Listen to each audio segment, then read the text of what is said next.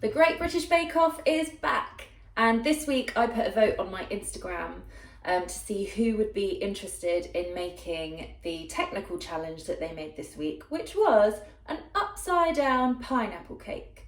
I haven't made one of these for years, and I'm actually going to use the Paul Hollywood recipe today, but I'm not going to use individual ones like they did in the programme. I'm going to make it in one cake tin using the same recipe. I don't think many people have individual cake dishes. I don't, and I don't really want to go out and buy some. So we're going to make it in one tin, a 20 centimetre or 8-inch cake tin if you have one. We're going to start with the caramel. I have weighed out 130 grams of caster sugar, and I've put 30 grams in here with 2 tablespoons of water and just given it a swill around just to make sure that all the sugar's caught up in the water. I've also boiled a kettle because you're going to need an additional 65 grams of hot water freshly boiled, a lemon wedge, and then the remaining 100 grams of sugar. But for now, we're just going to put this on a low heat. This is 30 grams of caster sugar and 2 tablespoons of cold water. And we're just going to keep that on a low heat until it's kind of a dark caramelly kind of colour. So keep your eyes on it because it does turn quite quickly. And we're just going to stand and watch this for a few minutes until it's bubbling and caramel coloured. While we're waiting for that, just a few notes on upside down pineapple cake. I've always, whenever I've made it before, which isn't for a very long time, I've always just put golden syrup in and never made a caramel.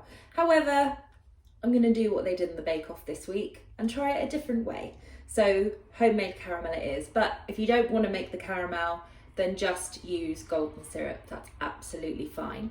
I've also gone a bit retro with this because I haven't got a fresh pineapple.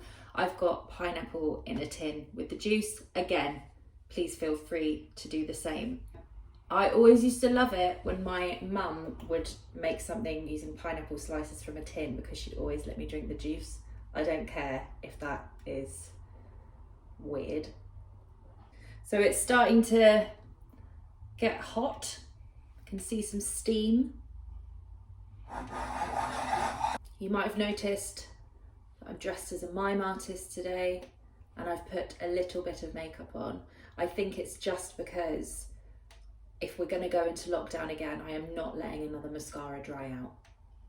It's starting to bubble quite a lot and turn a nice golden colour. So I'm going to get my water ready. So it is 65 grams of water just boiled from the kettle. You also need a lemon wedge and your remaining 100 grams of caster sugar.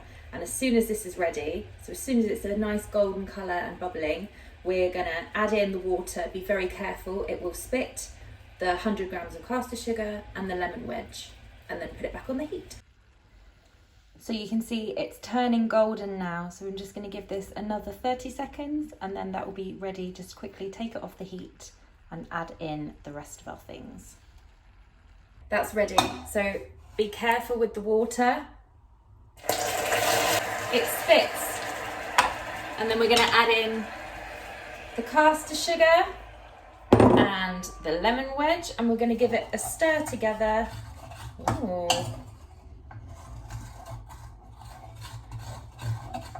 I'm going to bring this back to the heat and lower the heat down. So you want it on a low heat because we're going to let this kind of do its thing for 20 minutes, but just stir it because I don't know if this is supposed to happen, but some of the sugar has gone quite solid. So we're just going to keep stirring until that's dissolved.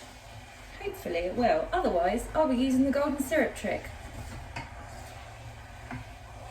It seems to be dissolving quite nicely. So just keep stirring it until all those sugar lumps have gone and until it starts to boil. And when it starts to boil, you can just leave it on that low heat for about 20 minutes until it's reduced down and you've got a nice caramel coloured syrup. That took about 15 minutes for me, but I think because I have an electric hob, it's difficult to just turn it down on low. So I would say do keep an eye on it. Don't just set your timer for 20 minutes and then come back. So 15 minutes it took. I'm going to take this lemon wedge out. But yeah, we've got a nice dark or golden syrup coloured caramel. So if you do want to use golden syrup, I'm not going to tell anyone. I have got my 20 centimetre 8-inch cake tin. This does have a loose bottom on it. So what I'm going to do when we do eventually put it in the oven is just wrap some foil around the bottom just in case there's any leaks. And I've just greased it with butter. Hopefully that will help the cake come out a little bit easier. What we need to do now before this sets too much is pour this in to the tin. Get a nice layer of caramel on the bottom. I've got my pineapple here. I'm gonna just do a nice pretty pattern, and then in the middle of every piece of pineapple, I'm gonna put a glacé cherry. So I've managed to fit 4 pieces of pineapple in. So then I'm going to take a piece of pineapple and cut it up just to fill in the gaps so that it still looks symmetrical, it still looks nice, and then we're going to put some cherries around that. You do whatever pattern you like. So we've got a pineapple and I've put glacé cherries in the middle. Again, you do whatever pattern you like. And then all you need to do is preheat your oven to 180 degrees or 160 degree if you've got a fan oven like me. The next bit is the cake part. This is really straightforward. Either use a mixer or do this by hand. All you need to do at this point is 125 grams of soft unsalted butter and 125 grams of caster sugar. And we're going to beat that together until it's pale and creamy looking.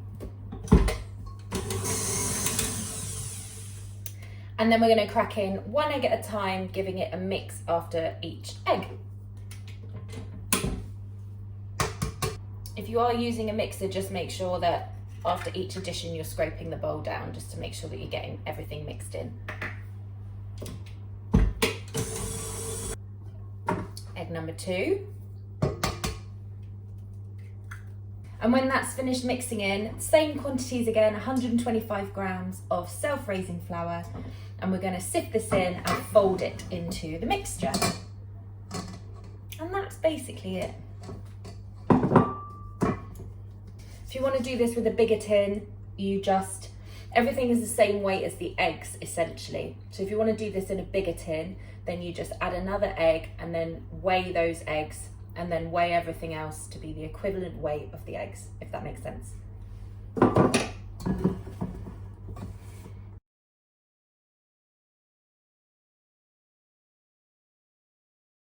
So we've got a nice looking cake batter, and we're just going to put it on top of the pineapple and the syrup. And just gently pat it down using the back of a spoon, just to make sure that you've covered all of the pineapples. And when it's smooth, you can put that in your preheated oven for 20 to 25 minutes. The timings might change slightly because this recipe is for individual upside down pineapple cakes. So I will keep you posted on whether that time is different for me. I'm just going to give it a little foil jacket just in case anything goes awry in the oven. Little foil jacket on. So 20 to 25 minutes in your 180 degree, 160 degree fan oven, and then we'll see what it looks like. It's out of the oven. I waited 5 minutes. In the end, it took about half an hour to cook. I think that's just because you've got more mixture in one pot. So when it gets to the point that you can take a skewer out clean, it's done. It felt quite squidgy. That's the amount of syrup that's on the bottom.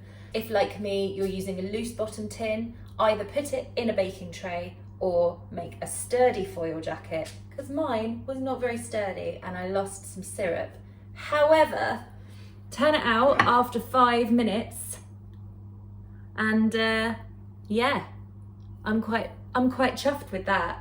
So yeah, here is my upside down pineapple cake a la Paul Hollywood's recipe, and you can serve this however you like it. Have it cold, have it warm with custard, have it with ice cream, have it with cream. The options are endless. So don't be frightened of a Bake Off technical challenge and give it a go.